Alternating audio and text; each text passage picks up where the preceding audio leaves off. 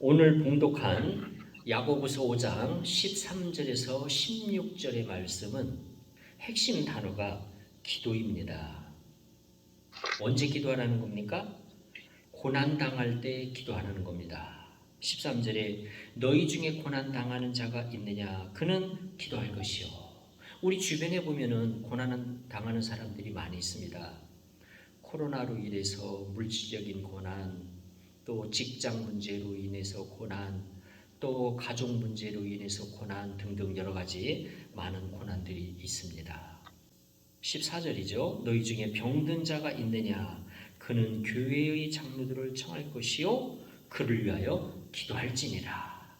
또 병든 자가 있을 때 기도하라고 이야기하고 있습니다. 우리 주변에 아픈 사람들이 있습니다. 어느 가정이든 친척까지 포함하면 아마 아픈 사람이 없는 가정은 없을 것입니다. 우리 모든 가정에 아픈 사람이 있는 것을 보게 됩니다. 그를 위하여 기도할지니라.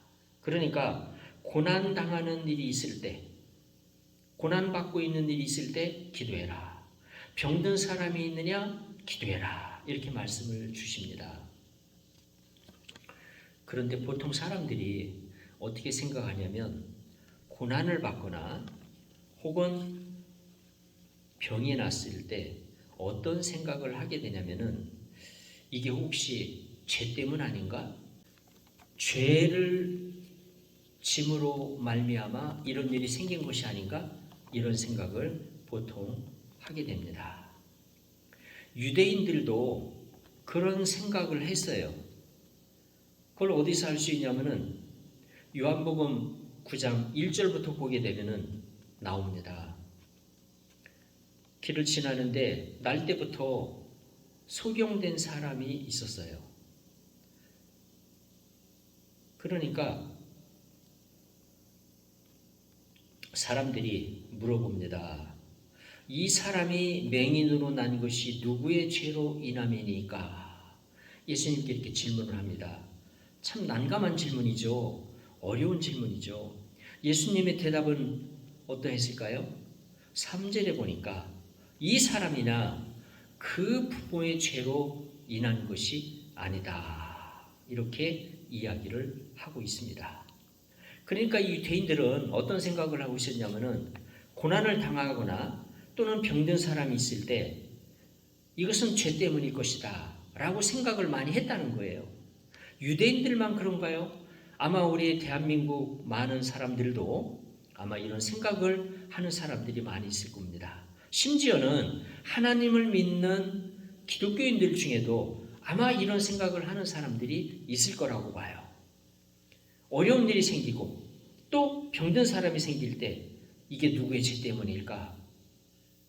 누구의 죄 때문일까? 이런 생각을 하게 된다는 겁니다. 그런데 예수님께서 그 날 때부터 맹인된 사람을 가리켜 말씀하시기를 이 사람이나 그 부모의 죄로 인한 것이 아니다 라고 말씀을 주셨습니다.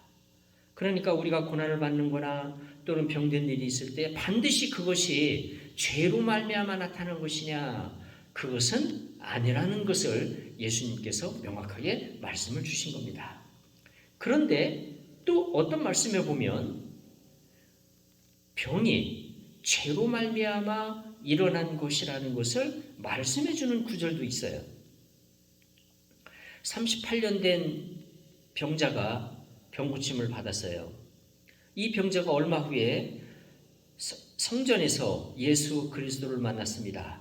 그때 예수님께서 그 사람에게 뭐라고 얘기했느냐? 요한복음 5장 14절에 보니까 네가 나았으니 더 심한 것이 생기지 않게 다시는 죄를 범하지 말라. 이렇게 말씀을 주셨어요.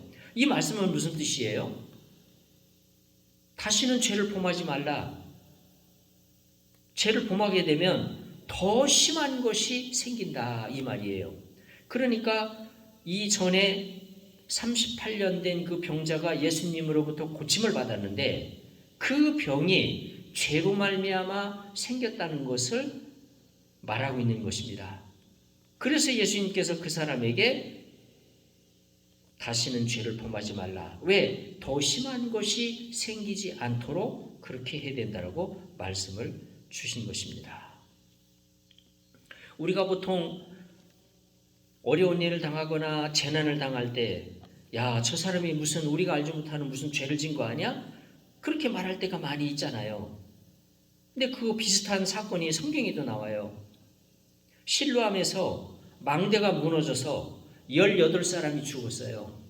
이거는 사건 사고지요. 뉴스에 나는 그런 사건 사고입니다. 실로암에서 망대가 무너졌어요. 우리 서울에서도 과거에 있었잖아요. 산풍 아파트 무너지고 그리고 한강 다리가 무너지고 그런 일이 있었잖아요. 실로암에서 망대가 무너져 18명이 죽게 됐어요. 그러니까 유태인들은 어떻게 생각을 했냐면은, 그 죽은 18사람이 뭔가 다른 사람들보다 죄를 더 많이 졌나 보다 이렇게 생각을 했던 겁니다. 그래서 누가복음 13장 4절에 예수님께서 말씀을 하고 계십니다. 이 사람들이 예루살렘에 거한 다른 모든 사람보다 죄가 더 있는 줄 아느냐.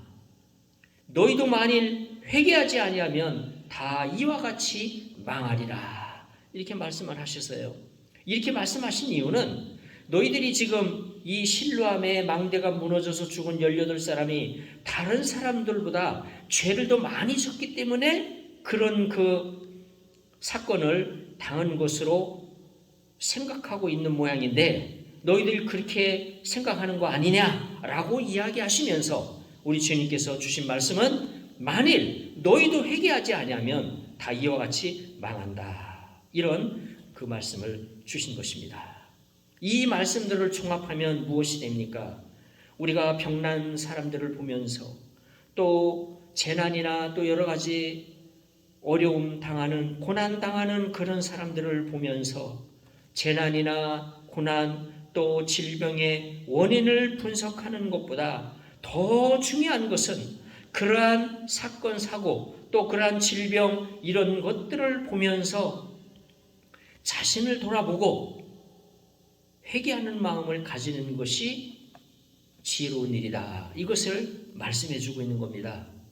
그 병이 왜 났을까? 이런 고난이 왜 생겼을까? 이런 어려움이 왜 생겼을까? 이게 누구의 죄 때문인가?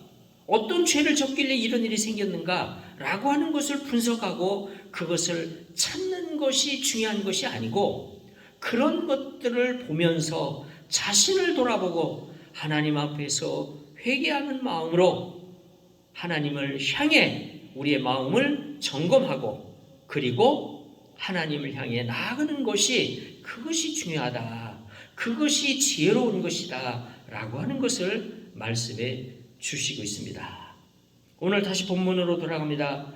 야고보서 5장 13절 14절 말씀해 보니까, 고난당하는 자가 있느냐 기도해라. 병든 자가 있느냐 기도해라. 그런데 이 병든 자가 있을 때 기도하라고 할 때에는 하나 첨가한 게 하나 있어요. 기름을 바르며 그를 위하여 기도할지니라. 이렇게 말씀하고 있어요. 기름을 바른다는 것은 바로 병원에 다니면서 치료도 받고 또 한의원에 다니면서 약도 지어 먹고 그리고 치료를 받으면서 기도해라 라고 하는 것을 말씀하고 있는 것이죠. 그러니까 고난당하는 사람에게 있어서는 우리가 특별히 할 것이 없다고 했을 때 기도를 하면 되는데, 병든 사람이 있을 때는 우리가 할 수 있는 일, 병원에 가서 의사의 진찰을 받고 그리고 약을 바르고 그리고 약을 먹고 또 치료를 받는 거, 우리가 할 수 있는 일이에요. 그 일을 하면서 하나님 앞에 기도해라. 그렇게 말씀을 하고 있습니다. 그런데 14절 말씀에 굉장히 특이한 말씀을 하고 계셔요. 믿음의 기도는 병든 자를 구원한다 라는 말씀을 주시면서 어떤 말씀을 하시냐면은, 혹시 죄를 범하였을지라도 사하심을 얻으리라, 이런 말씀을 주셔요. 아니, 병든 사람을 위하여 기도하면, 믿음으로 기도하면, 믿음의 기도는 병든 자를 일으킨다. 고난 가운데에서 일으켜주신다. 고난 가운데서 다시금 재기할 수 있는 그런 그 기회를 주신다라는 뜻이죠. 그런데 그 다음에 혹시 죄를 범하였을지라도 사하심을 받는다. 이런 말씀을 주셨어요. 이것은 굉장히 참 놀라운 말씀입니다. 우리는 병자를 위하여 병이 낫기를 위하여 기도했는데 죄사함을 받는 축복까지 누리게 된다는 것입니다. 고난당하는 사람을 위하여 우리는 열심히 기도를 했는데 그 기도의 결과 고난 가운데서 일어설 뿐만 아니라 혹시 죄를 범하였을지라도 죄사함까지 받는 그런 축복을 누리게 된다는 것입니다. 얼마나 감사합니까? 우리는 정말 병이 낫기를 위하여 기도하고 고난 가운데서 다시금 일어설 수 있도록 기도했는데 죄사함까지 받는, 죄를 사함받는 일까지 일어나는 그런 축복을 누리게 된다는 것입니다. 하나님께서는 이렇게 병도 고쳐주시고 죄사함도 주시는 그런 은혜를, 그런 기도응답을 우리에게 주신다는 겁니다. 그래서 야고보서 5장 16절에 결론적으로 뭐라고 말합니까? 그러므로 너희 죄를 서로 고백하며 병이 낫기를 위하여 서로 기도하라. 여기 고백이라는 말이 나옵니다. 이 고백이라는 말이 영어로는 confess라는 단어로 되어 있습니다.